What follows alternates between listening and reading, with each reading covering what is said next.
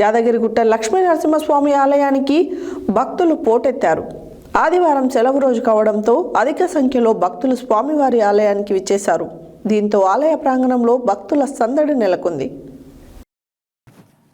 యాదగిరిగుట్ట లక్ష్మీ నరసింహస్వామి ఆలయానికి భక్తులు పోటెత్తారు.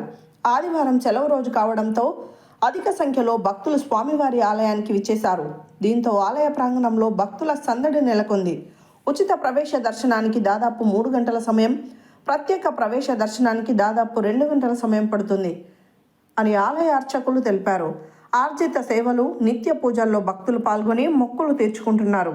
రద్దీ అధికంగా ఉండడంతో ఆలయ పరిసరాలు భక్తులతో కిటకిటలాడుతున్నాయి.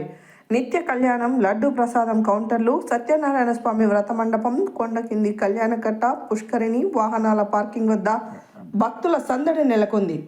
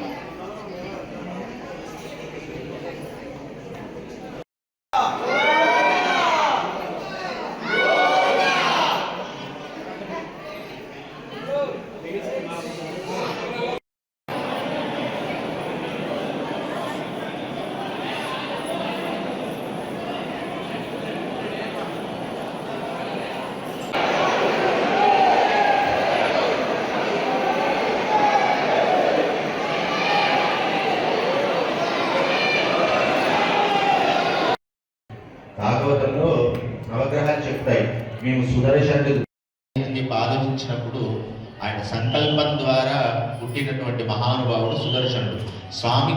స్వామి ఎంత శక్తితోటి ఈ సృష్టిని పరిపాలించాడో అంతే శక్తితోటి ఈ ప్రతి అడుగులో నుండి మన జీవనంలో ఉండేటువంటి దోషాలన్నీ కూడా తొలగిపోయి మంచి ఎక్కువ జరగాలి, చెడు